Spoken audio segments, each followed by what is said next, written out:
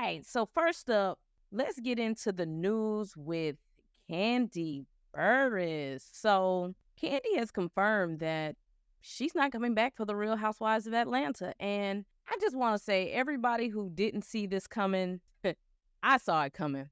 I saw it coming a mile away, and it really has nothing to do with Kandi and has everything to do with these studios cutting back on budgets. They don't want to spend no money.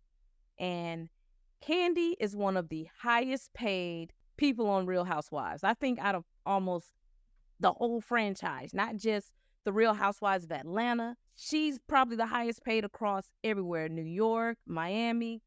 So I knew that Kandi probably was going to leave. Now, Kandi was very careful with her wording too. Kandi said, I'm taking a break. She didn't say like, I'm done, I'm never coming back. She said she's taking a break. So here's my theory. Let me get my chair together. My theory is they came to Kandi and they said, look, budget is getting tight. We can't afford to pay you what we've been paying you. This is the number that we can give you. We can give you this number, or, and this is my speculation, I've been thinking this for a couple years now, I think Kandi is going to eventually become an executive on Bravo. Because if you think about it, she already produced a lot of content with them. She's had, I think she did a wedding. Yeah, for sure she did her wedding special. She's also had the spinoff show with the Old Lady Gang. I think Kandi is going to eventually move into an executive position with Bravo.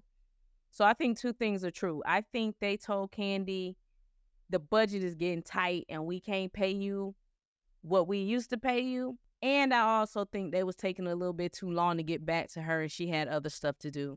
Now, I've seen a lot of people say like, yo, Kandi don't need the Real Housewives of Atlanta. Kandi got a million things going on. And that is 100% true. Kandi don't need the Real Housewives of Atlanta. But the Real Housewives of Atlanta is a nice check to have. That is probably Kandi's easiest check. She don't have to do too much of nothing but show up, act your normal self, bring your family around, and she's earning $1 to $2 million to film for, what, about 2 months? So no, Kandi does not need the Real Housewives of Atlanta, but who wouldn't want an extra $1 or $2 million and you don't really have to do a lot of work? All Kandi's other business ventures, she really has to like work hard for. Real Housewives of Atlanta is just me meeting up with these girls. We're going to go on vacation. It's going to be a little bit of drama. That's the easiest $1 to $2 million ever. I think that Bravo is just like, yo, Kandi, we ain't got it this season. So we need you to either take a pay cut or sit out this season and we want to bring you back in some sort of executive role. I foresee Kandi becoming some type of an executive on Bravo because she's already in their good graces. So this isn't the end from Kandi. I don't know what's going to happen because Kenya wanted a lot more money too. I think Kenya deserves a pay raise. Kenya really has been working hard all these years and keeping the show entertaining. So Kenya deserves a pay raise. So if Kandi's leaving, give some of that money to Kenya. I don't know who else they need to keep. Don't bring Sheree back. Marlo is a little, yeah, they need to do a fresh reboot. And you know what? It may not be as successful as the current franchise, but it's going to be a lot cheaper.